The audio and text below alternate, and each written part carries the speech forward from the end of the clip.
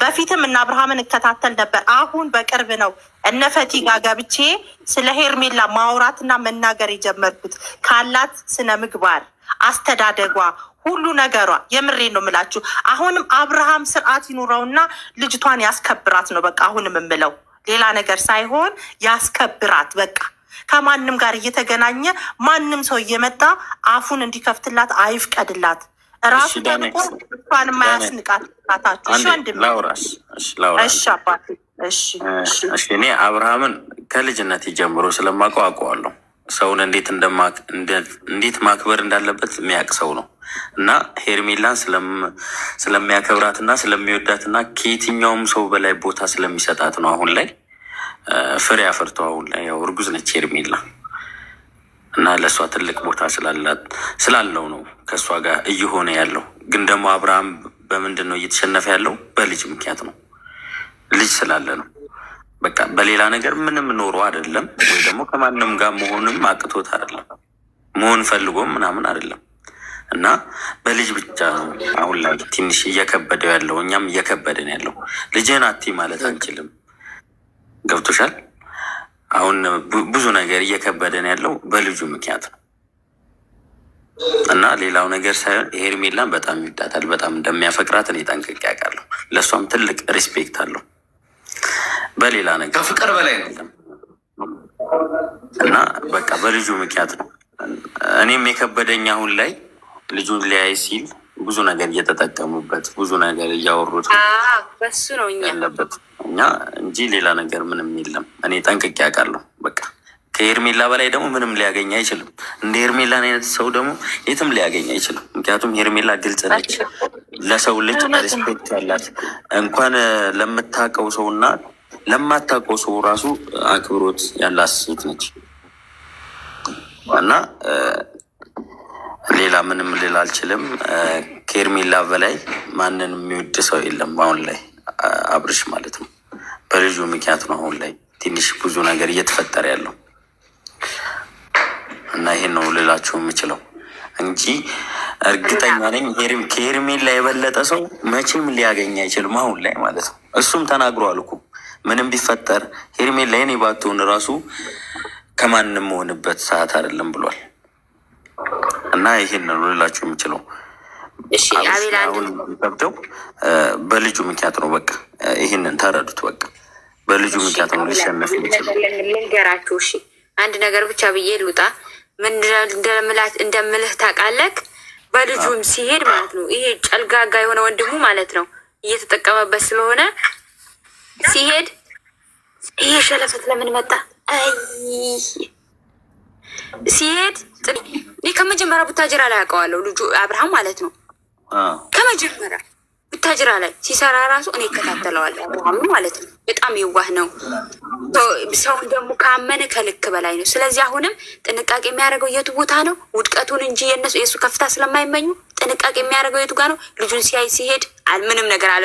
አሁን ትናንትና እኛ ቡና ተፈልቷል እንይዝ ሲሉት እኛ ጭንቀት እዚህ ኦዲየንስ ስለምን ይጨነቅ? ኦዲየንስ እናንተን ብሎ እናንተን ወዶ ከመዳን ጋር ተቃጥሎ ውሎ እናንተን ከዛ ቁጭ ብሎ እናንተን እኛን ፈታ የሚያደርግ ቪዲዮ እኛን ሁሌም ፈታ የሚያደርግ ቪዲዮ አይገኝም። ልክ ነህ፣ ግን የሆነ በቃ እኛን ስትረስ ውስጥ ማያስገባ እኛ ጭንቀት ወደ እናንተ ራሱ እኮ በምንተኛበቱ ራሱ ሰዓት እናንተ ጋር ጭንቀት እንደገና ደውል ገብቷችኋል። እናንተን እንደማተኙ እያደረግን ብዙዬ ቃላችን ትሰማለች። እግዚአብሔር እሷንም ብርክ አድርጎ ይባርካት። በቃ አትጨና ነው። እናንተን ትሰሙናላችሁ፣ ግን በይበልጥ አሁን ከአብርሽ ጎንና ከሄርሜላ ጎን ሆናችሁ በምንም ነገር እንዳትሸነፉ እሺ። አሁን መጀመሪያ ሄርሜላ ታግታለች ብላችሁ እንትን ብላችኋላ።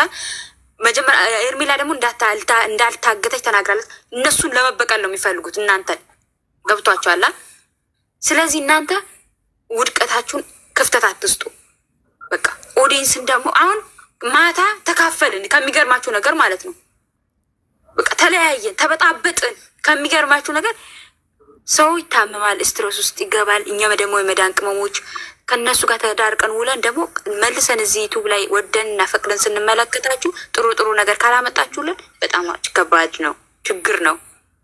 ወንድሞቼ መቼም ትሰሙኝ ያላችሁ ብዬ አስባለሁ። ስለሰማችሁኝ ስላዳመጣችሁኝ ከልብ አመሰግናለሁ። ከልብ ነው የምወዳችሁ፣ ከልብ ነው የምከተላችሁ።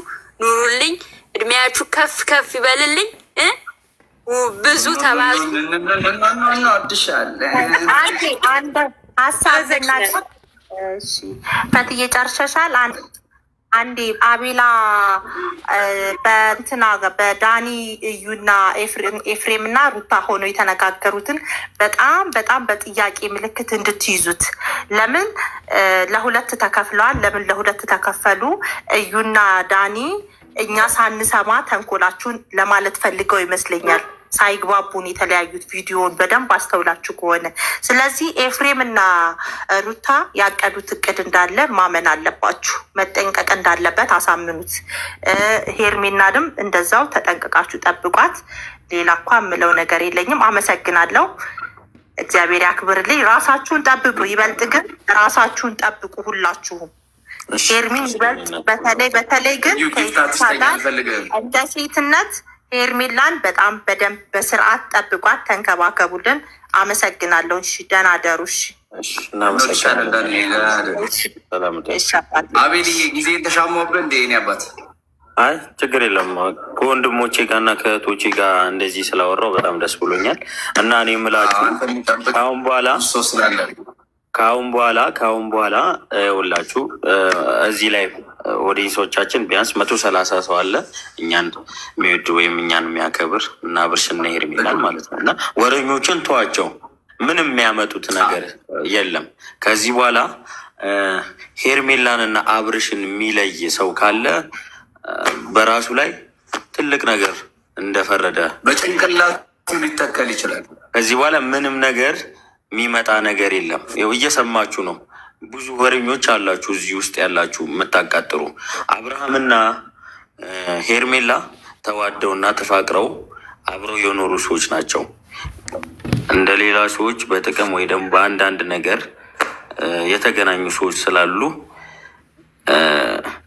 እዚህ ጋር ወሬኛ ምናምን የሚላለ ማን ነበር? እጁ ኤክሶ ነው የሚለው የሆነ እባብ የሆነ አስወጣው። እዛ የደመቁበት ውጣሽ። እኛ ጋር የፍቅር ጀማ ነው። ስለ ፍቅር ብቻ ማውራት የሚቻልበት ግሩፕ ነው እና ስለዚህ ውጣሽ።